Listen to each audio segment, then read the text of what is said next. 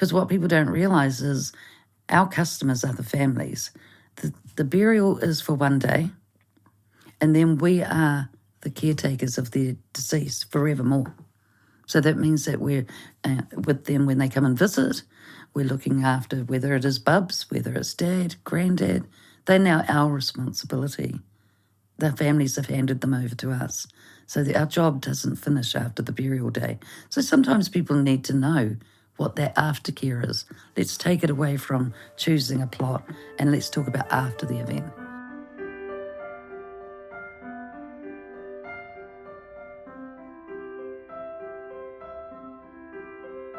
Kia ora, this is At a Loss. Conversations about living fully in the awareness of grief, loss, death with me, Timothy Giles, and speaking with people I meet in my work as a funeral celebrant. And today, a conversation about very grave matters, which is a pun I find irresistible. Sheree, can we explain why that's a pun? What your role in? Absolutely. That's a very unamused grin you're giving me too, by the way. It's not the first time you've heard that joke. No, there's many that go around, but we throw some out as well. I often tell people that, my job is very, stressful because I've got thousands of people under me. So there you go. So my role is operations manager for Auckland Council cemeteries. That involves all the cemeteries that we have in Auckland area, from our 3 main sites to our smaller satellite sites. So Waikumete, North Shore, is it Manukau? Yep. Are our main sites. Well, what's a satellite site? What's that? A satellite site is a smaller cemetery, so it may not have a crematorium. It wouldn't have a chapel, but it's a small cemetery that perhaps back in the day was, close to people's homes, and that's where they were buried. So we have many of those around. Because when you say close to people's homes, graveyards, grave sites, urupa, were always just a part of the community, right? And it's been comparatively recently that they're no longer in walking distance of where we all live. Absolutely. So under the Burial and Cremations Act, which has been around since the 1960s and hasn't changed, to have a gravesite, you have to be either a religious denomination, such as a churchyard cemetery that you'll see around, or council. So that's been that way for a very long time. And over the years, churches have either, their numbers have gone down, or there are people just not living directly within that church environment. And churches have moved into office buildings and old commercial space, right? Exactly. And, it's not always now a part of people's life is to go to church on Sunday, or for that to be where they go if somebody passes away. So we see now that we needed satellite sites that were close to communities, so they didn't have to come into just the 3 main sites. So we go all the way from up north to until you run out of Auckland City, and the same on the Manukau side. So there's 52 cemeteries in Auckland. I had no idea. You've said when people go into a graveyard, or something that interests me is you want people to come in and visit. And people say, like you've got an open day coming up. People say, can I have a look in the crematorium? And your attitude is, sure. Absolutely. Because? I think it's important. It's like anything. If you don't understand a process, or you're not comfortable in an environment, then there's always going to be a fear associated with that. So cemeteries are not just for the dead people. They are for the living that come and visit. They're for people that want to use our space as a park, that find it, in some way comforting Hang on. when they're going through something in their life. A park, irrespective of, I'm not necessarily going to visit someone who is of meaning to me who's there. I just come and use it as a space. Absolutely. And we would get... and you like this? Yes, love it. I love to see the families come in. I love to see the dog walkers. And we get a lot of schools come in, and they'll use our grounds to do the cross-country events. We have rugby teams that come in and do training. We have mummy and baby walking. They are open spaces, and one day when they run out of space, they then become a park, just like any other park. So, yeah, it's always going to have a dual purpose, and it's good to see people feeling comfortable within that space. Okay, and what about can I have a look around the crematorium? Yes, so as long as there's nobody in there being cremated, at any stage, once you've sort of asked that question, we should be able to accommodate you to come in and have a look around the crematorium. No problem at all. But that's not a park in a public space, so that sounds like you're making work for yourself. Why? Because I want people to understand what we do. And again, there's that fear when you don't understand a process or what's going on. Because let's face it, most times you'll go to a service where someone's been cremated, you go to the chapel for the service and you leave. And that's even if it's one of your close family members. So it's all in your mind as to what's going to happen to that person. It's a mystery. It's a mystery, and it's scary. Okay. So I like people to be able to feel, even if they don't want to be in there when it happens, that they're comfortable to know what we are now doing with their deceased. How are we looking after them? What's going to happen next? Even down to how long is it going to take, before that person's cremation is over. All of these things just, the knowledge can give peace. Can give peace. Okay, so yeah, that makes sense to me. There's an agenda for you as well, though, in that having people understand a bit better might mean that when we come to turn up to need your services, we're a bit more organised? Yes, so one of the things that we see, unfortunately, as one of the main struggles for families is regardless of even if it's for Nana, who, we all know when we get old that we're going to pass at some stage, or mum and dad, that they haven't had those conversations about what they want to happen when they pass. And suddenly they have to make these decisions, the family, when they're in the height of grief. So it may be, do they want to be cremated or did they want to be buried? They never said. Did they want a big service? Did they want no service? Many people will say, just no fuss. Don't make a fuss. Don't spend money on me. Just do whatever. Well, what does whatever mean? Because now you're not alive anymore. You made that statement. But the family, what does it mean to them to say goodbye to you? And there's so many different versions of that. And what happens in a lot of families is that you'll get disagreements. You'll get people that, just like a wedding, may want to take over the whole event. And, at a wedding we say bridezilla. At a funeral sometimes you can get a gravezilla. I've seen a few. Yeah. And it's the way I see that, because the behaviour, it's pretty full on, and it's this person wanting to control everything. But underneath that, it seems to me, is a desperation of grabbing when they actually can control nothing. They're actually out of control. Is that what you see that drives a gravezilla?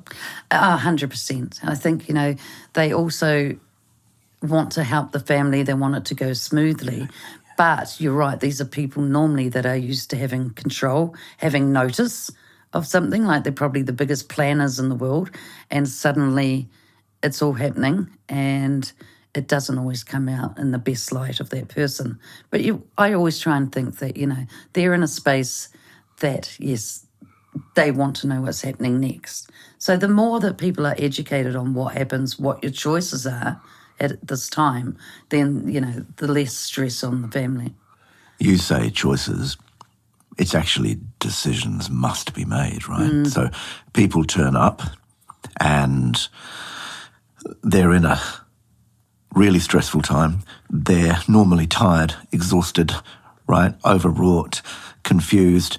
And now I'm at your counter and it's like, they just said no fuss, but I've got to make decisions. You've got to get me to make decisions. And we're arguing in a mess. Well, what are the key decisions that have to be made? So normally, of course, hopefully the families have had these conversations, obviously, with their funeral directors who, would give them the options, and they're the ones that, first dealing with the families. But they still have to come to the cemetery and choose a burial plot. They have to decide, when they want their services. So as you just said, this can be a lot when you're at your height of grief. So an example that I find very hard but often very common is when a mum and dad lose a child and they have to come in and choose a burial plot. We want to give them that choice. We don't want to say, baby's going to go here and that's the end of it. Your voice just softened. You're just telling a story. But your voice, you went from operations lead, boss of this pretty large and complex organisation, to a really gentleness about you. Did you notice that? Did you realise that? No. Okay. No, but I do. And I think it's something that, you never get complacent about is people's feelings. And it's so important that we acknowledge when people come in where they're at. Now, that doesn't mean that we need to sit there and tell them how they should feel or, oh, gosh, this must be awful. Of course it's awful. Those kind of comments are not helpful. But when you've got a family standing there trying to choose a piece of ground, let's be honest, for their baby or bubs to be buried in, they don't want to be doing that. And it's okay to acknowledge that, to say, look, I know this is not what you want to be doing, and you don't want to choose a plot, but we need to. It is part, this is a part of the end, and it has to happen. So we're in a really privileged position to help people. So if you're outside this situation, you're like, I just don't know how people could cope with this. Oh, it's awful. How are they going to get through it? We're helping them get through it because this does have to happen. And just making them aware that you are acknowledging their feelings, but it's not our time to grieve. There's a line. Our job is to help them with the practical so that they can have less to worry about and they can have their grieving process. Yeah. Not our time to grieve. You're standing there. That's a pretty intense conversation, right? And that does trigger stuff. How do you, when stuff comes up for you, and look, I'm interested from me because I take funerals for people and it's really moving, but it's not my grief. And I no, it's not for me to stand there and cry. That's not what I'm here for. So you're talking about the same thing, but for me, an even more impactful, intimate moment. How do you manage that? There's a lot of unpacking after the event. I think it's so important.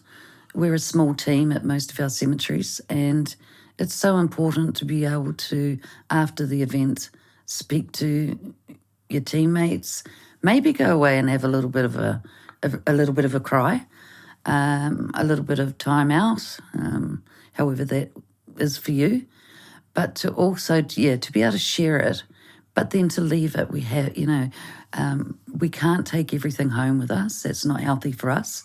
So we do need to find a way to clear it and move on to the next family, to the next day, to the next burial, to the next cremation.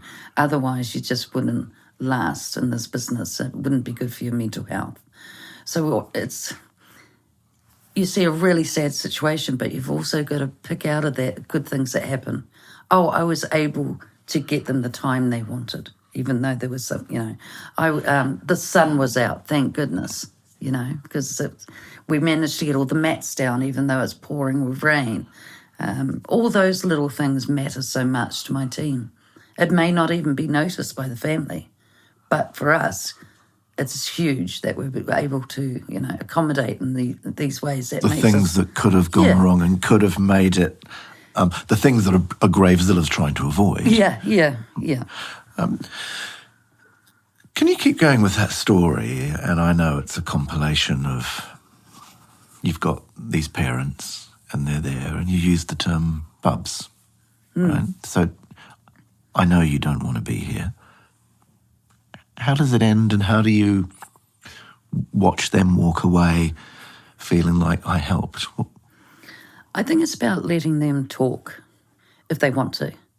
And if they're not talking and they're sort of really struggling to obviously choose a plot, then it's really just in your own presence, in your own opinion, without pushing your opinion, making them aware it's okay to feel like that, to bring it up, to say, well, I can imagine you just don't want to be here. You don't want to do this. So it's just opening up the conversation. Also assuring them of the care that you're going to take of Bubs after the event. Because what people don't realise is our customers are the families. The burial is for one day, and then we are the caretakers of their deceased forevermore. So that means that we're with them when they come and visit. We're looking after whether it is Bubs, whether it's Dad, Granddad. They're now our responsibility. Their families have handed them over to us. So our job doesn't finish after the burial day. So sometimes people need to know what their aftercare is. Let's take it away from choosing a plot and let's talk about after the event. And what's involved there? So with the burial, for instance, the ground does move. People, this is something that people don't like to talk about. Like it settles, do you mean? Yeah, so it takes about a year to settle completely. So the casket and the ground will sink down. So we're continuously having to monitor that. Depends on the weather as well, where you're buried, and topping that up. Then we're laying grass seed, making sure that, the lawn gets grown around it, making sure that it's kept clean and tidy, and that, access ways in that are really important for elderly or people visiting, all of that. So it's all about what the family, their experience when they come and visit, because they are going to come and visit. It's not that, you'll get some that come to the funeral and never come back, but the families will come back. And a lot of people, like I said, use our cemetery every day. They come and they share birthdays with their family. They share Christmas time. So we get to see them. We get to see them through their different stages of grief. You're smiling. You like that? I do. I love it. I love to see families, using our cemetery and involving their deceased in now a happy way. So we get to see those stages of grief on the day that, at the funeral, they're very, very sad. And then over time, they'll give you a wave one day. And then next month or two, they'll stop and have a conversation with our staff. And then, after that, they'll Merry Christmas, or, it's my son's birthday today. And so you see those stages, and that is, a positive in what my team do, and they love it. Here's what I'm finding a bit weird. The mates of mine who've gone into landscaping work, right? Work as arborists. They're not people, right? They're outdoors people, and they don't mind a noisy machine, and they don't mind trekking off and not seeing anyone all day, and quite enjoy that actually, right? Which would seem to me to be where one whole chunk of your staff come from, is that skill set. But you're now talking about a huge level of people skill. Absolutely. People skill is huge in what we do, from doing a plot sale. Like I said, we've got family members come in. There could be a large group that comes in that wants to make a decision. Could be just one person. That sounds like a nightmare. A large group making a decision. Yes, it is. So just, holding, when I say holding court, but, being able to get the information out to a large group of people that they need. So they need to know about whether, this plot can have a dormance, or what's going to happen with the plot over time. Now, we're very aware that not much of this is going to sink in on the day. So we also provide paperwork and that, with it as well. But it's about having those conversations and answering all the questions. So it can be quite challenging when you've got more than one person asking you lots of questions at the time. But we really do try and zone in on the people that are putting their name on the plot, that are planning. They're the ones that, we need to make sure they understand because the other problem is too that we face is that some of the behaviours of our visitors is not always publicly acceptable, shall we say, or, it can be seen... Acting out grieving behaviours. Yes, and they may not be the main family members that came in and chose the plot. They might be visitors from out of town. They might be friends that have turned up, that came over from overseas, and they may have not been involved in the initial decisions of what the family saw as a plan happening moving forward. And what sort of behaviours do you see? So we see large gatherings of young people sometimes, Right. Motorbikes, loud motorbikes, they're, doing wheelies, or they're just being really, really loud. It can be very intimidating for people who are visiting, wanting a quiet time. And for your team, I would have for thought. our team. And yes. you're not exactly a huge strapping individual, Sheree. No, well, that's actually worked to my advantage in the past. So I've had a couple of circumstances where we've had, gang burials that are quite large. Numbers come in with bikes, or just large numbers of young people. And for some reason, they're upset with something, with our sextons, because that's what you call a grave digger. And so the grave diggers would say, well, okay, I'll get the boss to come down then. So, of course, they're waiting for somebody maybe even bigger than my grave diggers to turn up. So when I turn up and I'm this little old lady, you just see their demeanour go down, and, now they're like, okay, we've got to behave here, Nan's arrived. Nan's arrived, yeah, well, the auntie that's going to pull you by the ear. But, these behaviours are a form of grief as well. So I think, yes, it's intimidating. Yes, it can be deemed disrespectful, and in some case illegal, doing burnouts and what have you.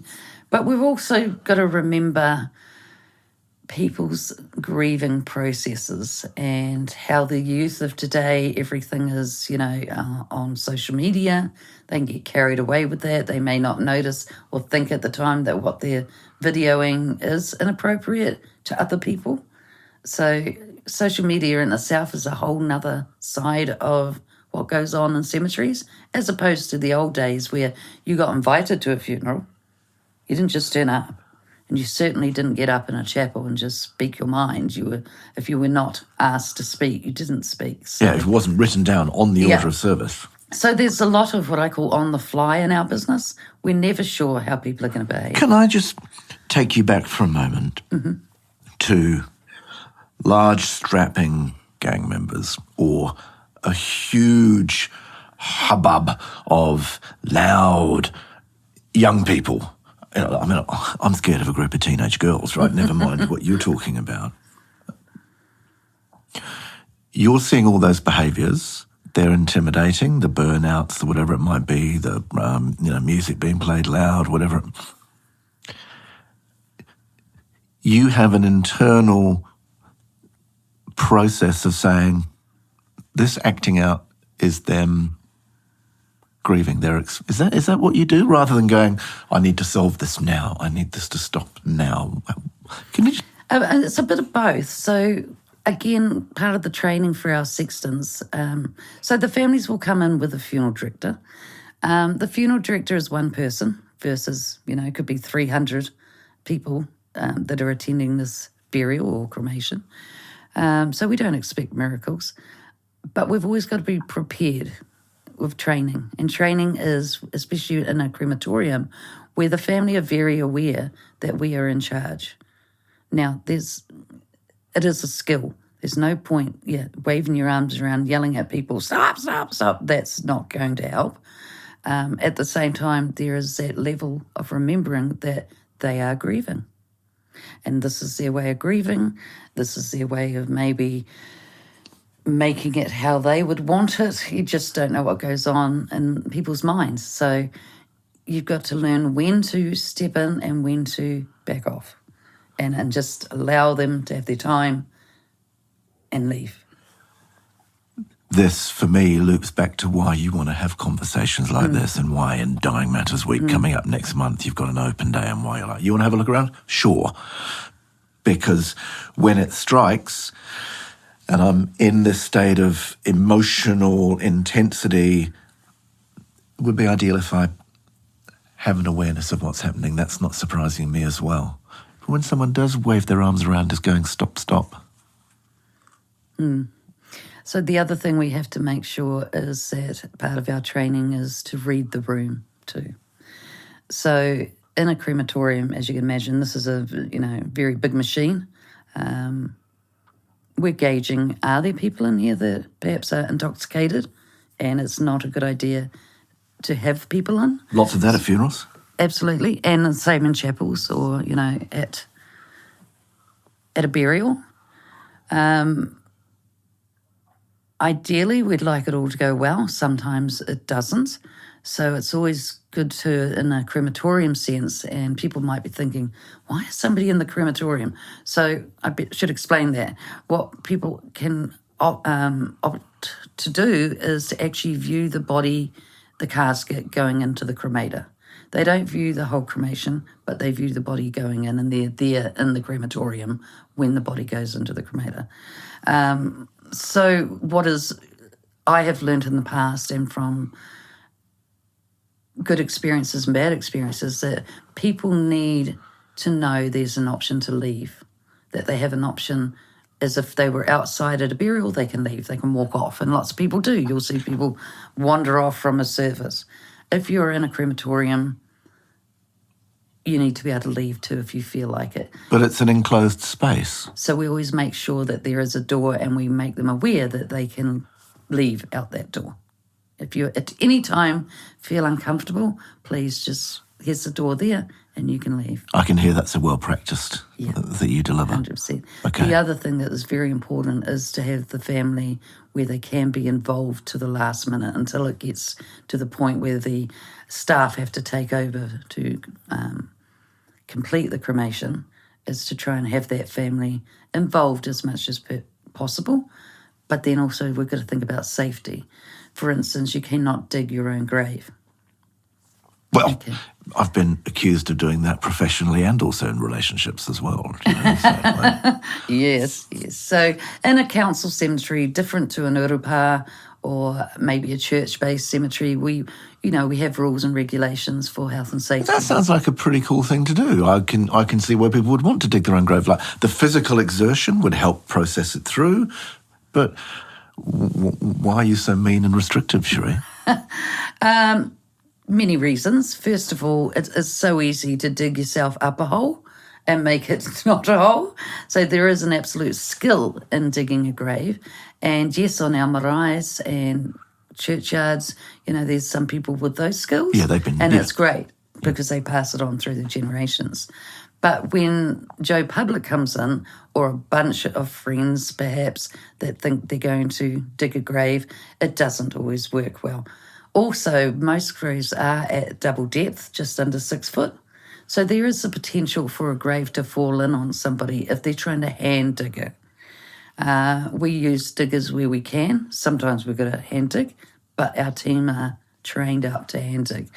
So I'll give an example. I had a situation where I was out with a family on a plot sale, so I was showing them their options, and I could see in That's that quite delicate moment. You're handling something with, yes, I know you don't want to nest. This is not a decision you want to be, okay, yeah. So you're holding with that this space. family. But in the background, I can see dirt flying out of what is a prepared burial hole for a burial that day. So I'm really trying to focus, and but I keep seeing this dirt flying out, and it's like, what is going on? So I thought, no, let's sort this out for this family. Once they're back at the office, I'll go and have a look. So took the family back to the office, handed them over to the girls in the office who do a brilliant job, I have to point out here, because they are the first person that the families come in the door and talk to. They also, they have to receive babies from people sometimes who really just don't know what to do with a stillborn and just hand it over the counter to them.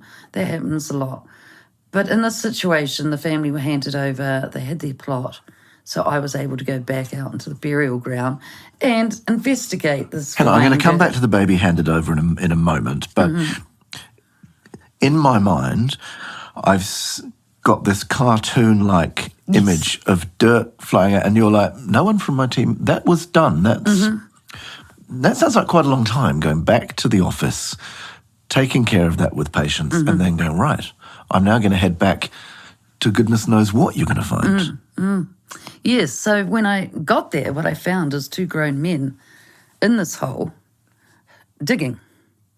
So I asked them, and these were quite burly, looking characters, and I said, what are you doing? Which seems a silly question. And they said, oh, it's not deep enough, the hole, we want it deeper. And I said, oh, no, we've dug it to what it should be, and you're not allowed in there. You need to get out of there because of health and safety. Then it became quite apparent they couldn't get out because they dug it now too deep to be able to get themselves out of the hole. And they didn't have the training or experience of how you get yourself out of the hole. Did you watch that dawning realisation happen to them, where they'd gone from going, yeah, oh, absolutely, don't you stop me doing this, yes, to then... to very meekly asking my assistants to get them out. So, Auntie! yeah. So it was going to be a sticks and straps burial, luckily. So we had the metal sticks that I was able to put across, and they were able to jump up and then help them, get themselves out with my help.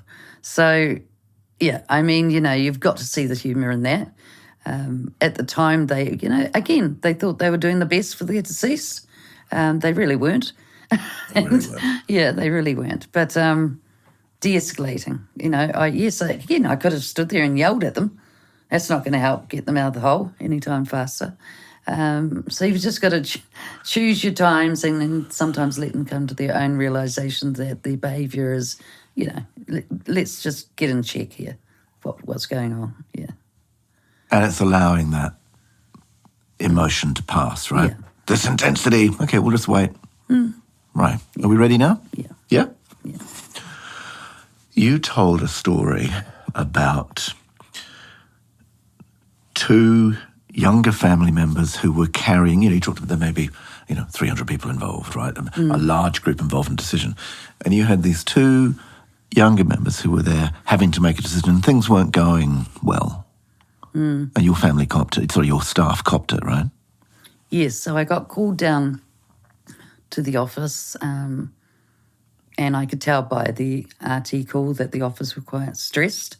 So I got down there, and they were very upset that these 2 young men had come in and basically swore at them and yelled at them and were very aggressive.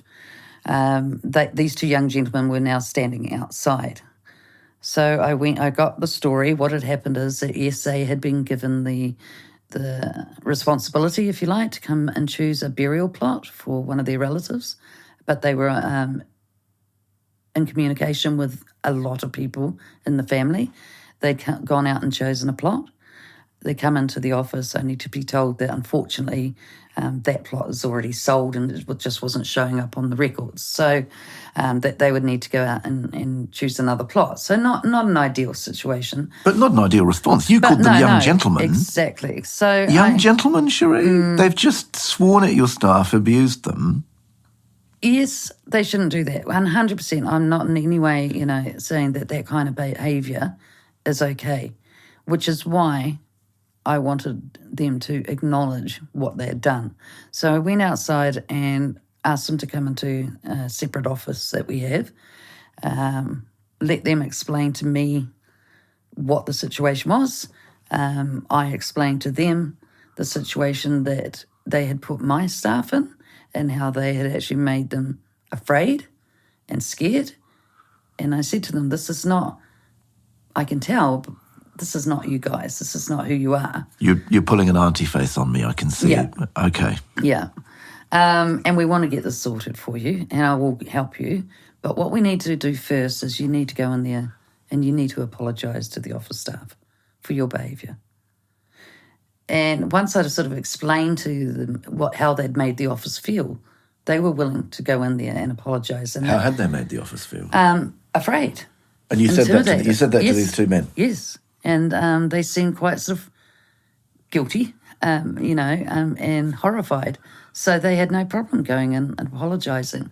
So although, yes, I know they were under a lot of stress, to ignore that and to not deal with it is not okay, because my staff also, are there to be treated with respect. So it's not okay. I'm not going to continue to help you until we sort this out.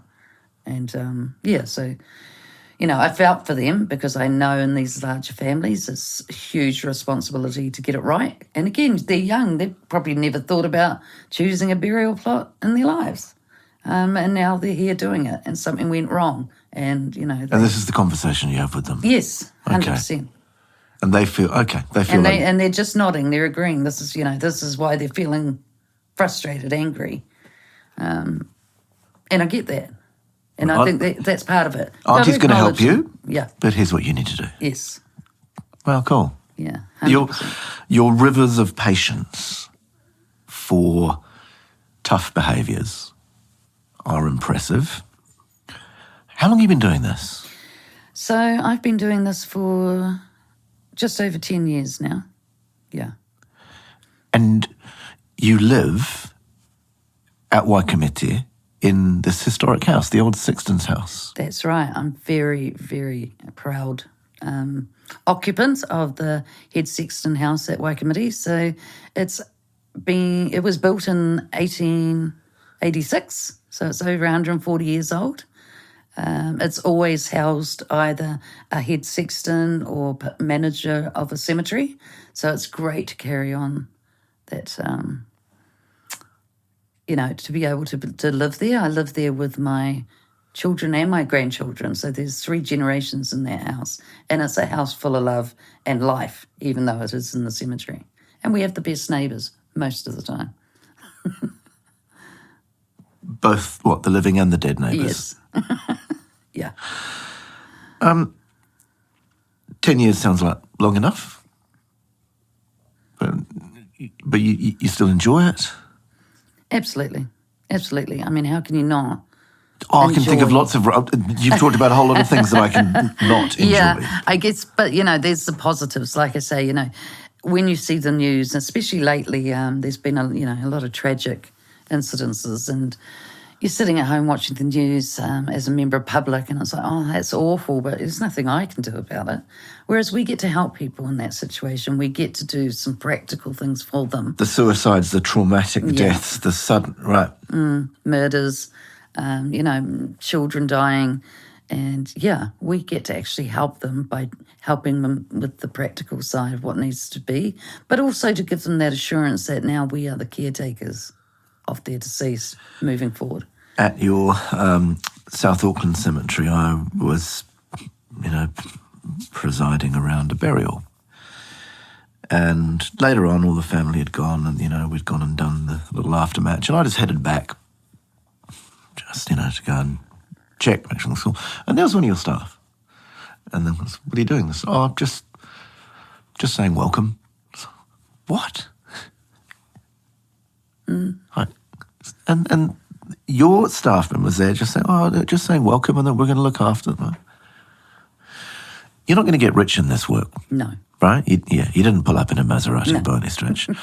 So the rewards are present for you, but, okay, you live in a graveyard. You work at the most traumatic times, but you're finding a beauty around this. It's very physical work on the one hand, and practical, cremations, burnings, burials, all that stuff. But you're in a sacred space, right? Are you doing sacred work? I think it's how you look at it and what you believe. So when I first moved into the house, a lot of family members and friends who of Māori culture and so forth were like, I hope you're going to get blessed and you've got the house blessed. When we do a lot of our work, we have a lot of people that come in, priests and elders that, not only bless the event, but also bless my staff. to ensure that they go home, looked after. So we're the most blessed people. It's a bit of a laugh that we have, that we're overly blessed. But is it something that you do for money? Absolutely not. Is it something that you do because you believe you are truly helping the people that have passed, whether you think they go to heaven, whether you think they don't go anywhere? They still need to be respected and looked after, and that's why we do it. And, every day is different. You cannot get bored with this job. Every family's different. Every person's different. So you've got to be careful too not to fall into the trap of assuming one family is going to behave or want the same as another family. But then at the same time, you've got to learn about cultures, because there are expectations with different cultures, and you want to make sure that you're not being disrespectful to their culture. So it's a really balancing game. And lots of learning. Lots of learnings, yes. Never assume you know it all or you've seen it all, because I can tell you, you haven't. Yeah. I think there's a few more stories behind that chuckle, Sheree. In the cities, our graveyards are full. Mm. What are we doing? Are we now going to double stack? What do we do? So we already do mostly have... So one burial plot, you can have 2 bodies in that plot, and also then 8 lots of ashes afterwards. So some people do that to keep a whole generation together, or whether they've got family members that prefer to be, one wants to be cremated, one wants to be buried. But you're right, yes, we are running out of space, and in New Zealand, once you have somebody in a plot at this time, you're there forever. Whereas overseas, they have what they call terms in the plot. So it could be 50 years, and then after 50 years, the bodies are removed and cremated, or what's left of the deceased as far as bones and that are given back or buried somewhere else in the cemetery. We don't do that in New Zealand at the moment, and I don't know if we ever would. But we have to start thinking about land use. We're under the same restraints as everyone else when it comes to consents. To open a cemetery, to purchase land. We're dealing with the public's money. We've got to make sure that we're, getting value for dollar, and that we also are adhering to our responsibility to always be able to provide burial ground for Aucklanders, for New Zealanders, because that is the law. We are an essential service. We're not a nice to have. And, sometimes we have to remind everyone of that we are an essential service. And that became no clearer than during COVID, when everyone else was, away at home, or that, no, we had to carry on, and we had to make sure that what are we going to do if we suddenly get a lot of people? So purchasing land for a cemetery isn't easy. You might see a big bit of land and say, well, there you go. That's just sitting there. But, it comes down to how steep it is. It comes down to whether there's waterways around. Again, like any commercial, if you like, or large plan, there has to be riparian areas left. There has to be plantings. It's just so much that can take 300 acres down to maybe, if you're lucky, 100 acres of usable burial land. So that's where we're at the moment, is trying to purchase land for the future. We need to be looking at it as when we open a new subdivision or suburb, as we move further and further. Which are happening a lot in this city. Yes, that, this needs to be a consideration of where people are going to be buried. So, it's always, for now and for a long time, our cemeteries, although they're closed, when we say closed, just means that we don't have any new plots in the cemetery, but we'll be operational in there for a long time, because they may have purchased a plot, one member of the family's there, and there's room for another one in the future, or there's room for ashes. So, they've just got to sort of, they won't be as operational as what they are now. But we may see some changes in the way that New Zealand just assumes cemeteries are. Yes. Okay. Yes. And I think we've got to Is there a remember- live conversation amongst you and your peers around this stuff? Oh, yeah, 100%. I think because, again, we're privileged to see so many different cultures and beliefs that, we are aware of the challenges of trying to keep everyone happy, if you like. So we've got to remember too that, Auckland especially is one of our most diverse cities. We've got people coming in, making Auckland their home, where burial is the only option as far as they're concerned. They're years off considering cremation, if ever. And you can't force people. A lot of people say, oh, cremation's the answer because, we don't have the land anymore. But you can't make people cremate if they truly believe that it's not what you should be doing with, once you pass. So there's always going to have to be options. And we need to look at the best use of land for those options, whether it's above ground, whether it's below ground, whether it's you only get you get a choice of having a plot forever or maybe a plot for 50 years. These are all discussions that we need to look into and bring to our people to discuss.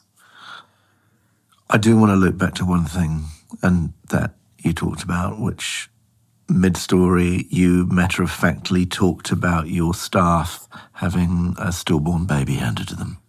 What? Yeah, so it happens quite often. And it's, it's one of those sad things in life that a lot of people have miscarriages or stillborn babies. And a lot of the time, again, they're in grief. They're not sure what they should do. They leave the hospital and they come straight to the cemetery. And for a lot of people, they don't want the baby at home and in any circumstances to take them home. So they, we'll hand them over to our staff to then take through to the crematorium. So that can be really, really hard on our office staff and obviously our cremator operators as well, because, all our staff are quite young. Most of them have got kids. So it really does, and there'd be something wrong with you if it didn't upset you. But again, you've just got to find the positives out of that. This mum, this dad, both have got a relief of handing over for the next part of the process. And that's where we come into it. Otherwise, they'd just be sitting in that stage and never go to the next stage. But yeah, no, it's hard. Nobody wants to see a child that's passed away, whether it be a stillborn, whether it be a miscarriage or a full-term baby. But it is a reality of life that this happens. So, death is the reality of life. Absolutely. You've tuned in with had the joy of a conversation with Karen McCallum, who's a doctor at Mercy Hospice, and she says. She talks about natural death, and she gave me a bit of a talking to, really, I think, in terms of, I had fallen into the trap of the cliche. Everyone said, a parent burying their child is unnatural. She's like, it's perfectly natural. Do you agree?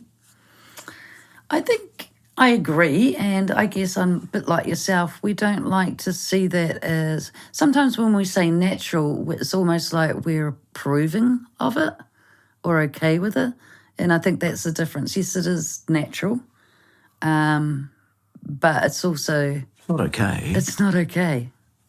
But it is... Emotionally, but it is natural. Because that's what I'm hearing around your conversation with your team, is it's like, you see the stuff, this happens. Yes. And sometimes we can see mums and dads that come in more than once.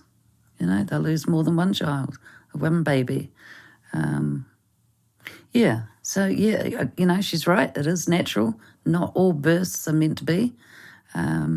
Doesn't make it any easier to receive that baby or to, The takeaway then for this conversation to me, and do have a think if there's something you wanted to conclude on of a final thought that I should take away from you, is we've really come back to why you say to people, come and look around, come and visit. Because the time when I come to you might be a really, really awful, difficult time in my life. So if there's some familiarity, and I've come when it wasn't difficult and I understand the process, that I can see that's going to help me a lot. And help your family, you know. That's the big thing that I try and get across, is have those conversations. I have them continuously with my kids. And it's funny, I think they hear it too often, that they don't hear it properly. So I need to write it down, because I keep telling them, you know, I want to be cremated and this is where I'm going. And because I'm very lucky, I've got call it lucky, unlucky, my whole family buried at Waikamiti, going right back to my great-grandparents. So, you know, I've made it very clear where I want to go. But I'm going to have to write it down because, they keep getting it wrong. But it's good. it's good to have those conversations and amongst the family, because I was like, okay, so I don't want to hang around for too long. So one day at home will be enough. And see, unbeknownst to me, one of my daughters was like, oh, no, not bringing you home. No. And of course, you know, she would have had to have that conversation at the time if we didn't know that now, you know. And it was like, well, I am going somewhere. But, I think it's one of those things that you need to talk about so that you don't put the burden on your family to make those decisions. Or at least as a family, you're kind of going to get a gist of who's going to be okay with it, who should be leading it, who is quite happy to stay out of it, all of that. It's going to happen. Let's talk about it. Let's talk about the choices. Yeah. And thank you for this conversation, Sheree. Thank you. I've loved it. So this is At a Loss. If you want to contribute any response to this episode, other conversations we've heard, or think there's a conversation that I ought to be having, do get hold of me. You can just go to the website ataloss.nz, or email me, giles@ataloss.nz.